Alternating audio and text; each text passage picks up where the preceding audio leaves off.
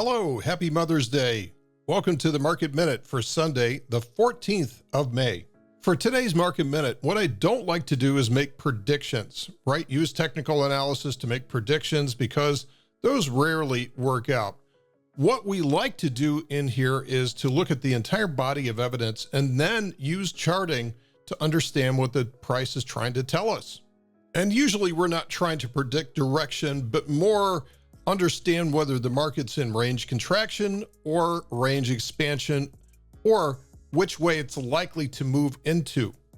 But rarely direction, because I think that's a fool's errand. Although I'm going to break that just a small amount today. So here's the current S&P. Basically, the price has been where it's been for over a month, just in a very, very small range. In fact, this past week had about a 50-point range, which is, as you can see, about the ATR, or average true range, for 1 day's worth of price action. So we've had a whole week where we moved about as much as a typical day. This is not going to last for very long.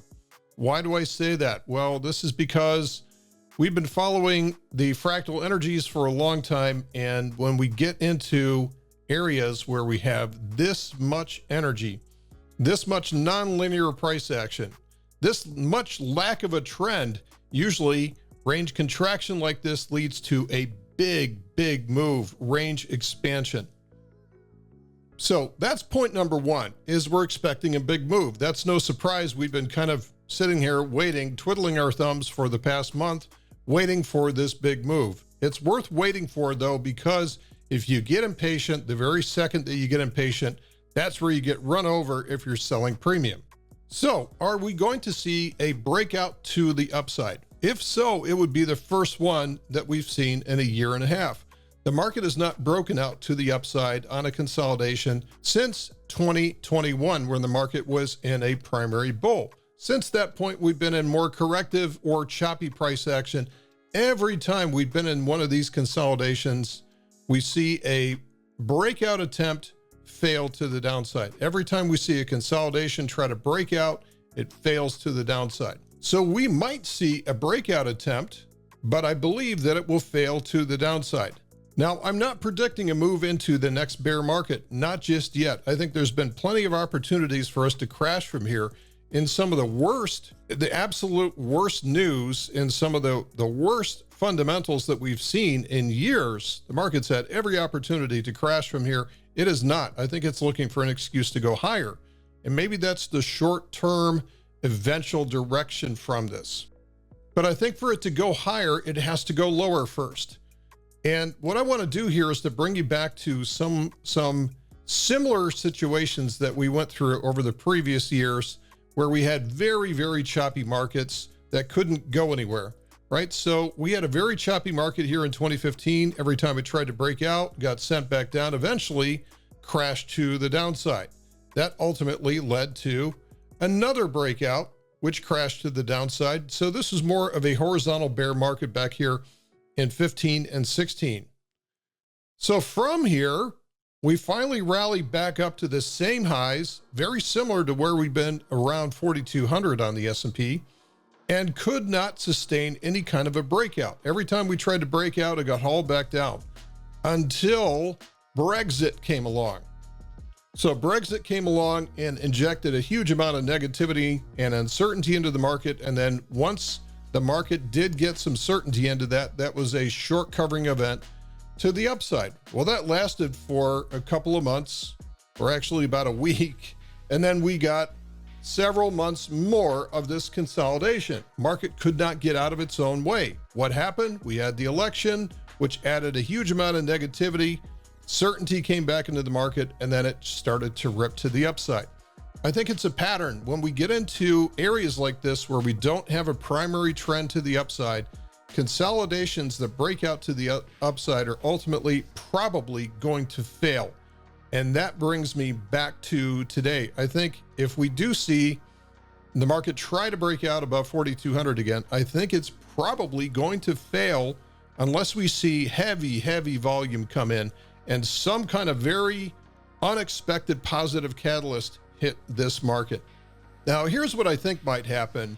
Right now, we're sitting with about an 85% probability, according to the Fed Funds Futures, of no rate hike in the 14th of June. That's the next Fed meeting. So the market is primed. It is hopeful. The market is optimistic that this is the time that the Fed is going to stand to the side, much like we saw in 2007, and say, you know what, we've thought about this and we're just going to take a pause and we're going to reflect and see whether or not we want to continue raising rates. Okay, so the market right now, for whatever delusion that it's going through, has an 85% probability thinking that we're going to be pausing. We're going to watch the Fed pause when we get to the June 14th Fed meeting. Standing in the way of that is all of this Fed speak that we have this week. I count 1, 2, 3, 4, 5, 6, 7, 8, 9, 10 Fed speak events, capped by Jerome Powell on Friday. I think every single one of these soldiers is going to go out there and do its best to talk down the market. They don't want the market to rally. They're going to do everything in their power to say, hey, we think that we ought to keep raising rates. And if you listen to these guys, that's all they've been talking about. So I think what we're going to do is we're going to run into an immovable object running into an unstoppable force. The unstoppable force in this case is the Fed, and they've got the blinders on. They were embarrassed last year. They're just going to keep on going heads down. I think there's a good chance that they're just going to do everything that they can to talk the market down this week. And maybe that's going to be the event. Maybe that's going to be the disappointment. So in that case, maybe we end up trying to break out above 4,200, and then all it's going to take is maybe 1 or 2 Fed speakers just ganging up on the market, and next thing you know, we're going to be dropping 200 points down to S&P 4,000. I think this is going to be the big reset that is necessary to wipe out the weak hands, get the bears excited for the next round, which they think is going to be S&P 3,500 or lower, and then have the institutions say, you know what, we understand the Fed now. We got one opportunity to run this thing up, which I think is going to be later on this year. So again, if I had to look at a crystal ball, this is how I see things working out this week, is that number one, range contraction like this leads to range expansion. We're going to get a big move one way or the other. Number two, the market's had every opportunity to break out. I don't see what positive catalyst is going to come along unless the Fed says, hey, we've had a change in heart. We're going to definitely pause in June. There's no way that's going to happen. In fact, I think it's going to be quite the opposite.